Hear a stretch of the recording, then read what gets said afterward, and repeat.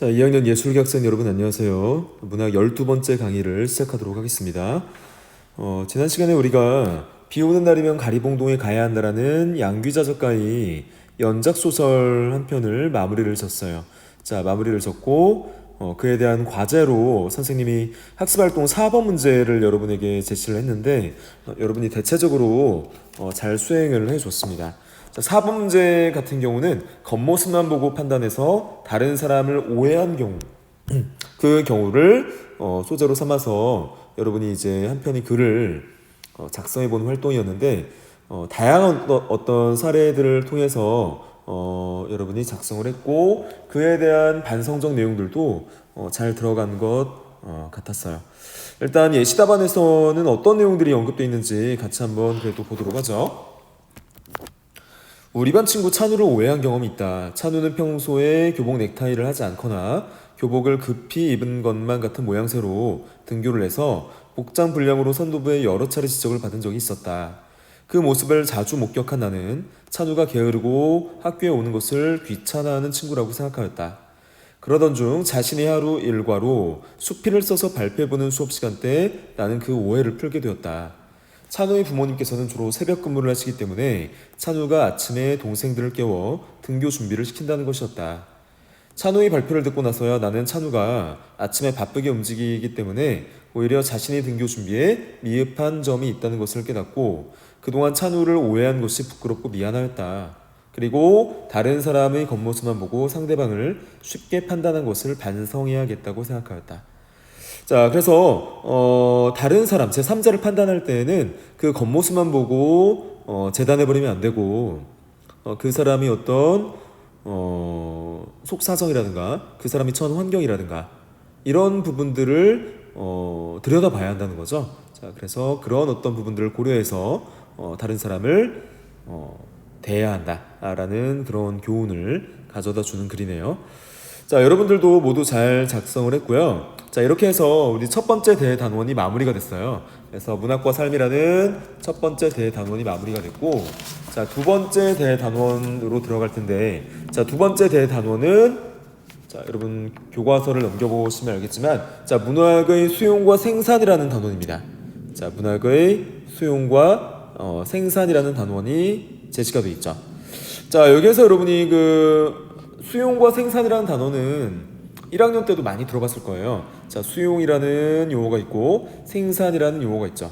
자, 수용이라는 것은 일반적으로는 문학작품을 감상한다라는 것을 의미해요. 자, 생산이라는 것은 자, 문학작품을 창작한다라는 의미를 담고 있어요. 그래서 자, 수용은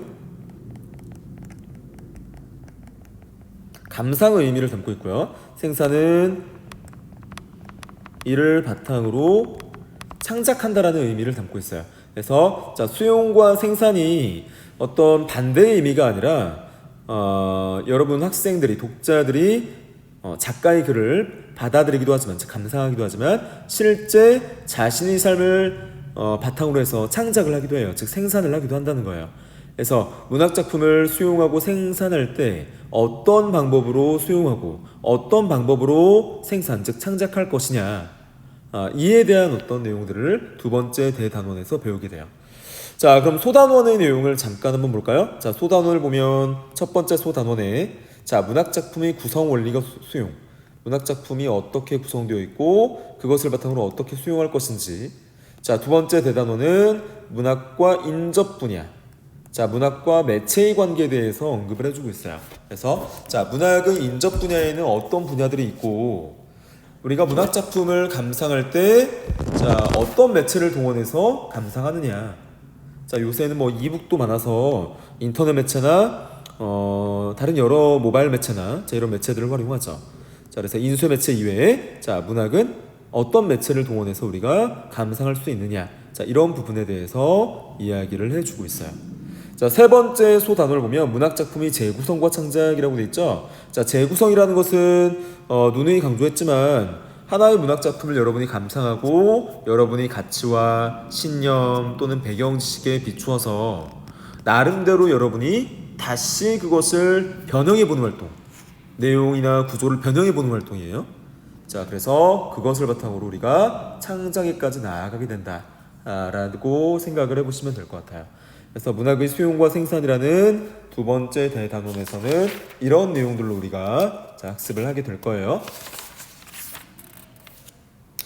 자, 그러면 첫 번째 수단원 문학작품의 구성 원리와 수용 부분을 보도록 할게요. 여러분 교과서 74쪽이에요. 자, 74쪽의 문학작품의 구성 원리와 수용 부분을 보도록 합니다. 자, 구성 원리란 무엇이냐? 자, 그리고 수용이란 무엇이냐에 대해서는 앞서 말씀드렸죠.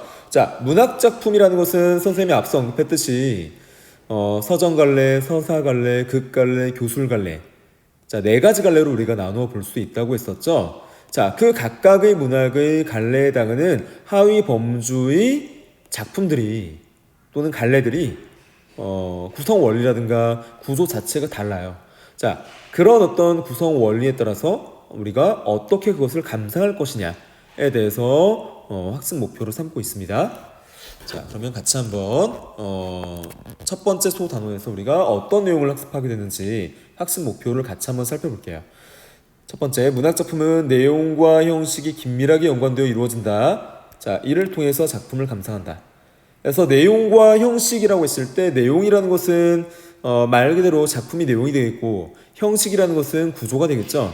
그래서 내용과 형식, 내용과 구조 사이 관계가 서로 동떨어진 것이 아니라 밀접하게 연관성을 띠고 있다라는 것을 첫 번째 학습 목표로 지금 삼고 있어요. 자, 두 번째 학습 목표를 볼게요. 두 번째 학습 목표는 문학 작품을 작가, 사회, 문화적 배경, 상호 텍스트성 등 다양한 맥락에서 이해하고 감상한다. 그래서 작가의 관점에서 또는 사회의 관점에서 또는 문화적 배경의 관점에서 상호 텍스트성의 관점에서 작품을 이해할 줄 알아야 한다는 거예요. 그래서 우리가 이것을 감상할 때 1학년 때 어떻게 배우냐면요. 작가의 초점을 둬서 감상하는 방법을 우리가 표현론적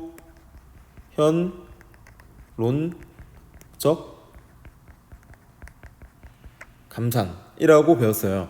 표현론적 감상이라는 것은 작가의 어떤 요소에 주목을 해서 감상하는 거냐면 작가의 생애 또는 작가의 어떤 경험 또는 작가의 어떤 가치관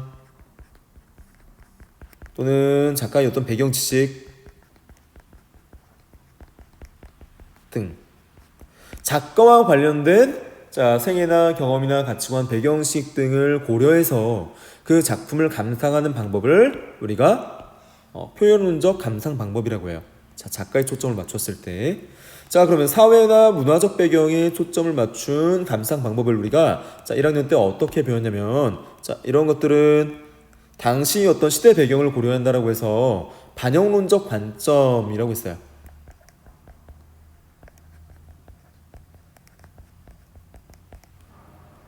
반영론적 관점에 입각한 감상 방법이라고 배웠어요. 자, 표현론도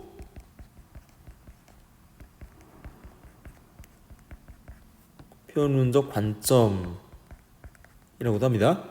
또는 반영론적 감상이라는 것은 반영론적 관점에 입각해서 우리가 감상한다라고 되게 이야기를 해요. 자, 사회 문화적 배경이라는 것은 그 작품이 창작되었을 당시 어떤 사회 문화적 배경 또는 역사적 배경까지 고려를 해야 한다는 거죠. 시대적 배경까지 고려해야 한다는 거예요. 이것은 사회 문화적 또는 역사 시대적 배경까지 고려해서 그 작품을 감상한다라는 것을 의미해요. 그래서 사회 문화적 배경은 여러분이 그렇게 이해를 하시면 되겠고요. 상호 텍스트성이라는 건 뭐냐? 자, 상호 텍스트성이라는 것은 일반적으로 연관된 작품, 연관된 다른 작품과의 관련성 속에서 작품을 이해한다는 거예요. 연관되어 있는 다른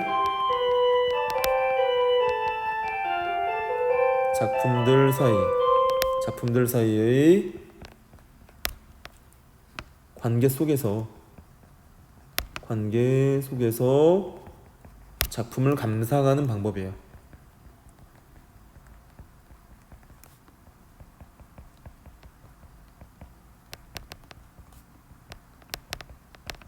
그래서 상호 텍스트성이라는 것은 연관되어 있는 다른 작품들 사이의 관계를 고려한다. 사이 어떤 관계 속에서 작품을 감상하는 방법, 이런 정도로 여러분이 이해를 하시면 돼요.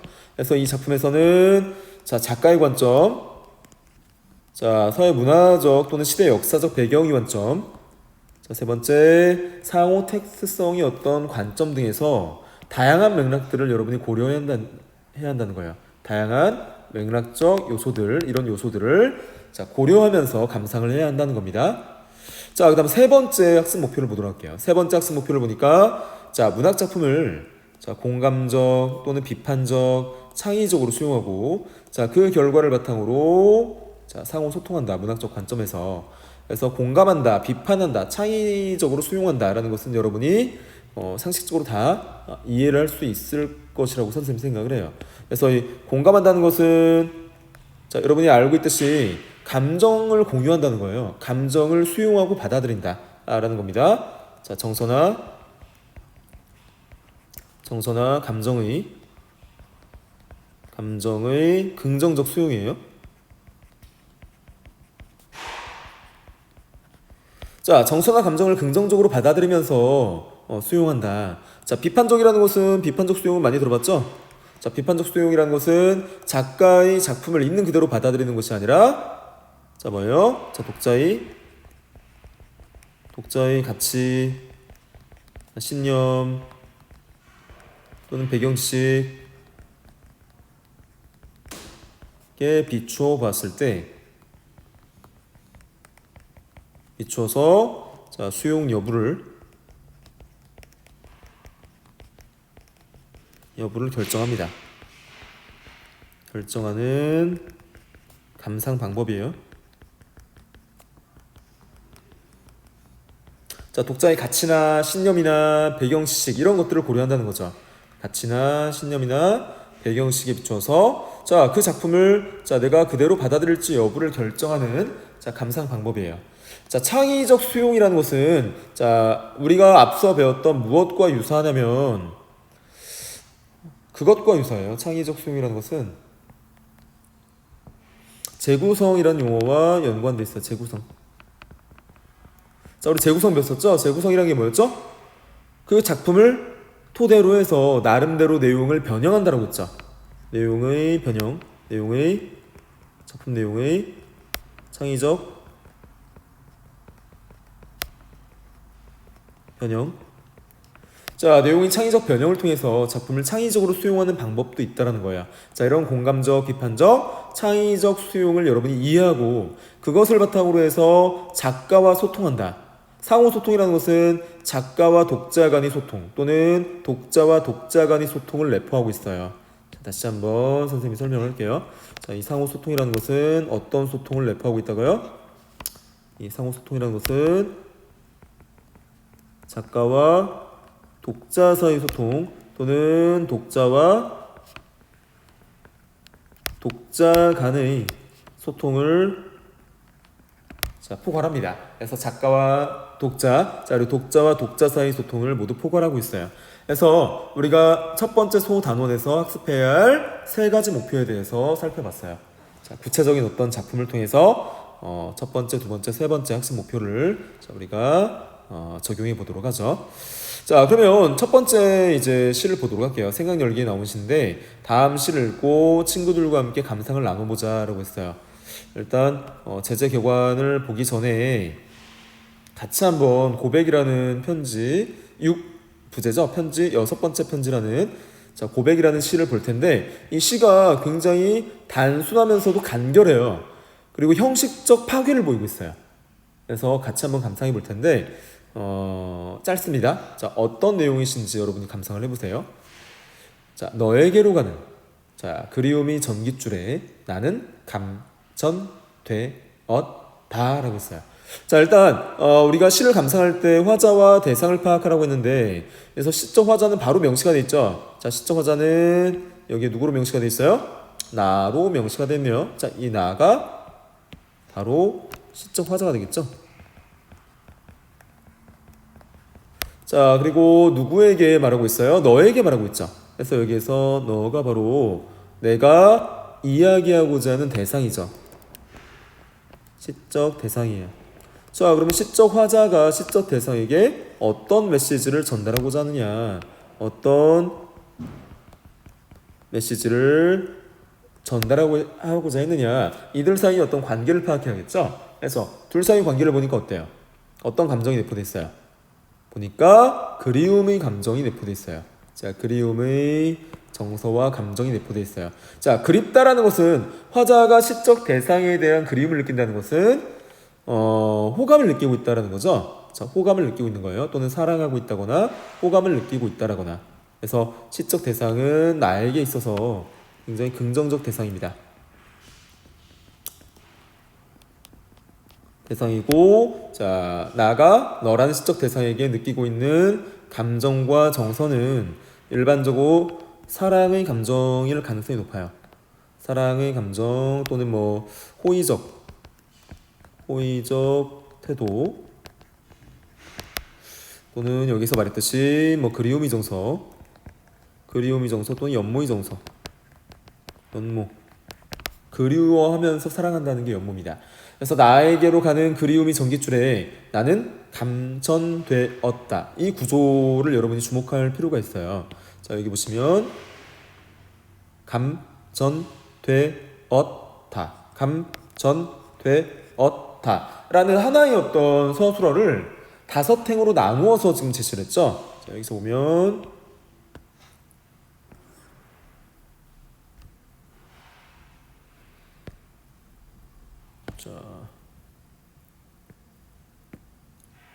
자, 감전되었다라고 해서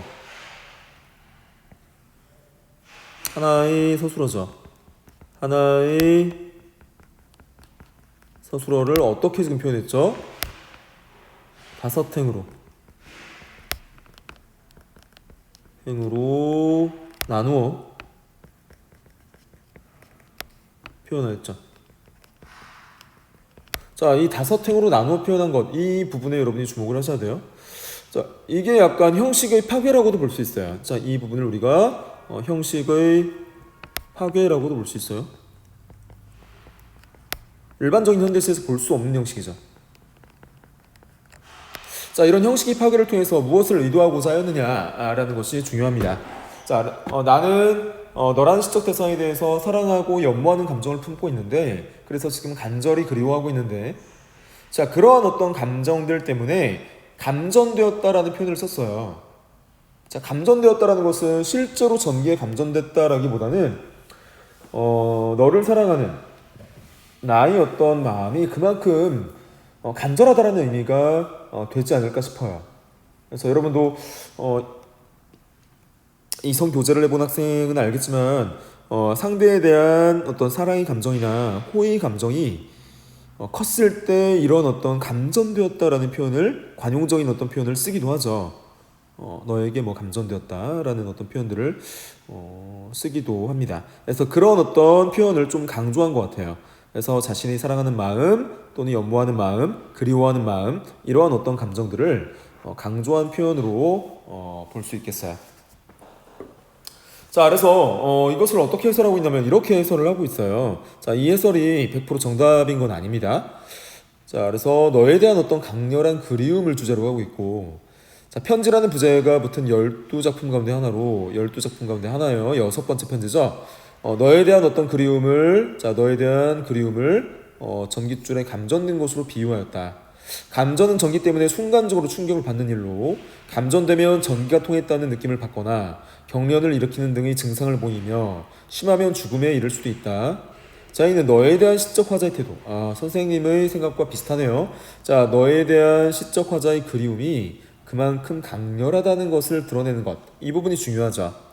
그래서 너에 대한 시적 화자의 그리움의 어떤 정서가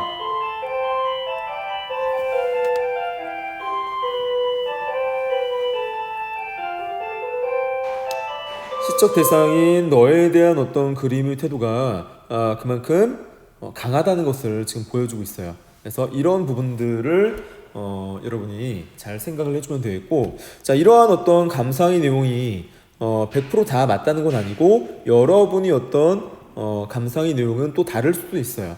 그래서 너에 대한 시적 화자의 그리움이 그만큼 강렬하다는 것을 드러내주고 있습니다. 자, 그리고 사행에서 팔행이 어떤 배열에 파격을 주었다. 형식이 파격이라고 말씀드렸죠. 그래서 이 부분도 여러분이 고려를 해줘야 돼요. 파격을 주었다. 형식적 파격. 자, 줌으로써 이 강렬함을 더욱 효과적으로 전달한다. 약간 추상적으로 언급을 해뒀지만 이 형식이 파괴가 무엇을 의도했을 가능성이 높다는 거예요? 이 형식이 파괴가 자 결국은 이런 사랑의 감정, 사랑과 그리움의 감정을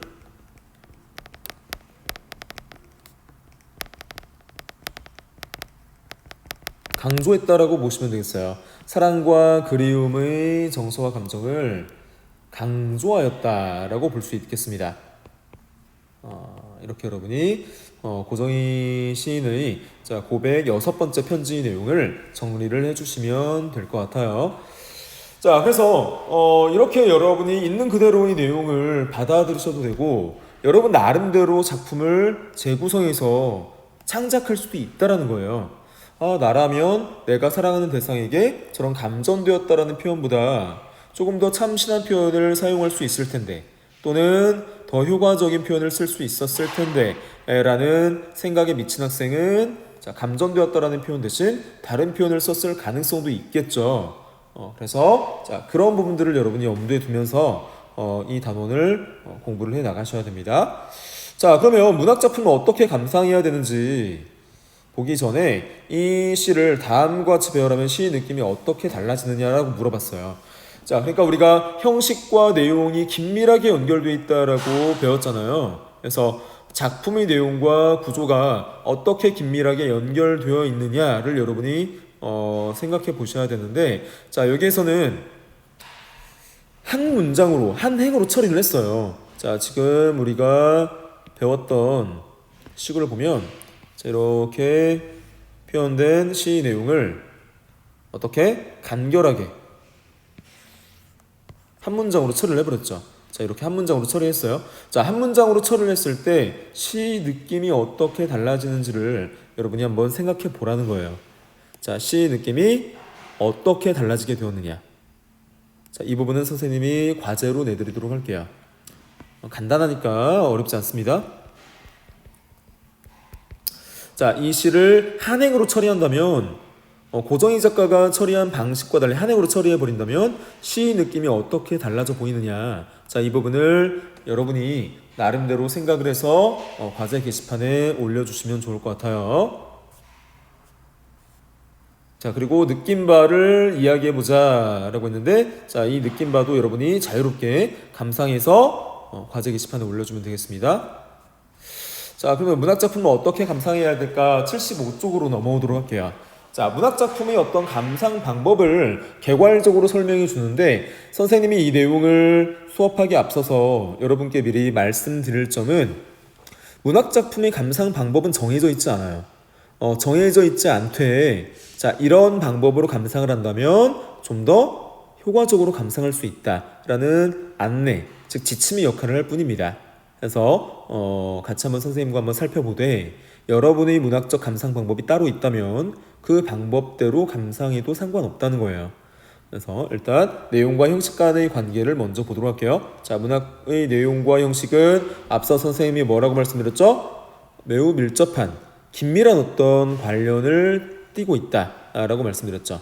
뗄래야 뗄 수 없는 관계. 자, 그러면 같이 한번 보도록 할게요. 자, 문학작품을 내용과 형식으로 이루어진 언어의 예술품.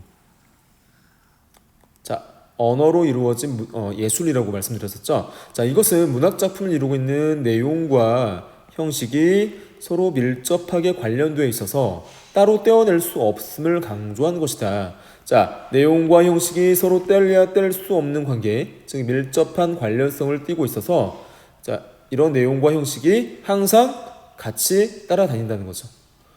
그래서 계속 보시면 뭐라고 했냐면 자, 문학작품이 내용 요소에 뭐가 있느냐 봤더니 자, 내용 요소에는 뭐 사건, 배경, 주제, 뭐 등장인물 또는 어떤 말과 행동 또는 인물의 가치관 등이 있고 형식 요소에는 뭐가 있대요? 자, 형식 요소에는 뭐 구성, 문체, 시점, 연과행, 운율, 표현 기법 이런 것들이 형식 요소에 포함된다는 거죠.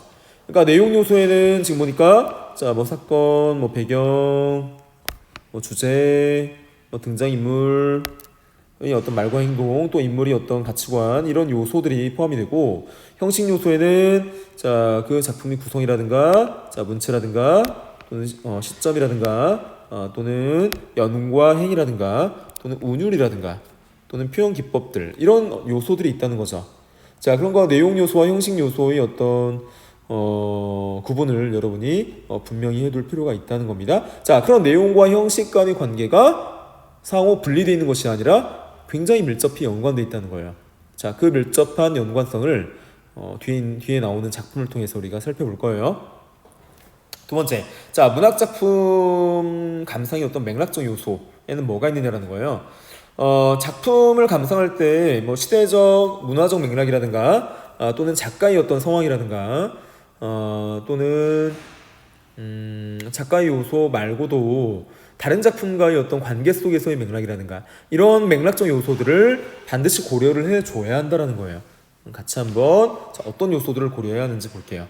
자, 문학 작품을 감상할 때는 작가의 맥락 또는 사회 문화적 맥락, 문학 사적 맥락, 상호 텍스트적 맥락 등 다양한 맥락을 고려해야 된다라고 했어요. 그러니까 첫 번째 작가의 맥락 또는 사회 문화의 맥락 또는 문학 사의 맥락 또는 상호 텍스트적 맥락 이런 요소들을 고려해야 한다는 거죠. 자, 작가의 맥락과 사회 문화적 맥락은 앞서 선생님이 설명했으니까 따로 이야기하지 않고요. 자, 문학사의 맥락이라는 게 있어요. 자, 문학사라는 게 뭐죠? 문학의 역사 정도가 되겠죠. 자, 일반적으로 문학의 역사라고 하면 자, 문예의 사조의 흐름을 말합니다. 자, 문예의 사조. 우리나라 한국 문학에는 자, 문학의 역사, 즉 문예의 사조가 있어요.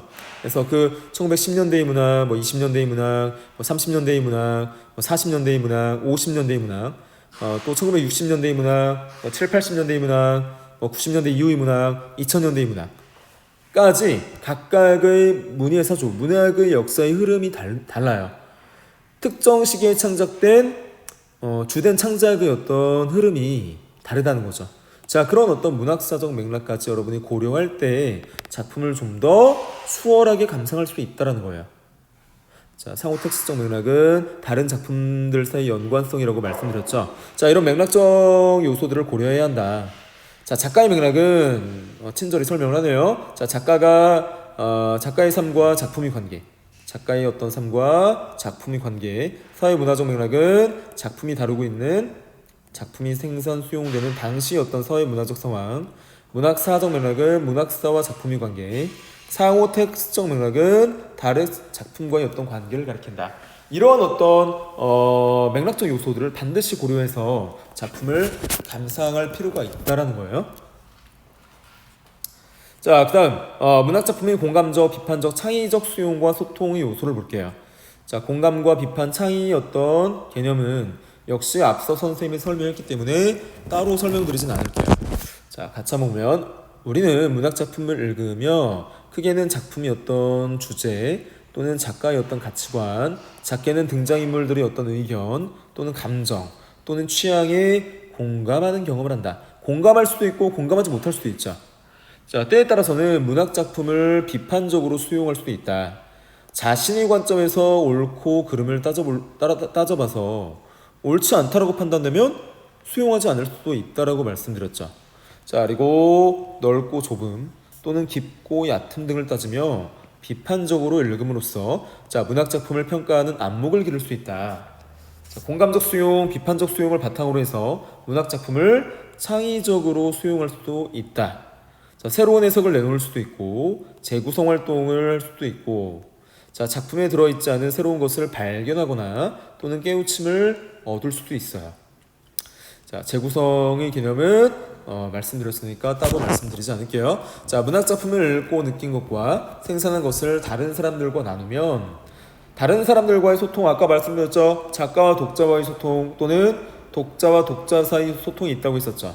그래서 다른 사람들과 그 내용을 나누면 즉 소통을 하면 더 깊이 있는 감상에 이를 수 있다는 거예요. 즉 자신의 의견을 제시할 때 합리적이고 타당한 근거를 함께 제시하는 것이 중요하고, 남의 의견을 들을 때는 개방적이고 포용적인 어떤 자세를 갖추는 것이 중요하다라는 언급을 해주고 있습니다. 자, 이런 부분들에 여러분이 주의하면서 앞으로 나올 작품들을 감상을 해볼 거예요. 즉 문학 작품의 내용과 형식들을 고려하고, 자 그다음에 문학 작품 감상의 어떤 맥락적 요소들도 고려하고, 자 세 번째 문학 작품을 공감적, 비판적, 창의적으로 수용하는 활동들을 해보는 부분들을 여러분이 공부를 해볼 겁니다.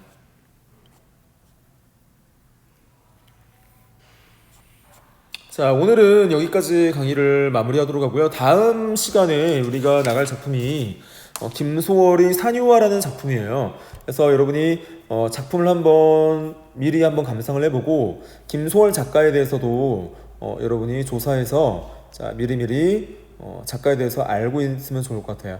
작가에 대해서 알고 있으면 작품을 좀 더 쉽게 이해할 수 있다고 말씀드렸죠. 그래서 작가의 공부, 작가가 살았던 어떤 시대적 배경도 함께 공부를 미리 해두면 좋을 것 같아요. 자, 오늘 강의 듣느라 고생 많았고 과제 올려주시고요. 자, 고생 많았습니다. 자, 다음 강의 때 뵙도록 할게요. 자, 수고했어요.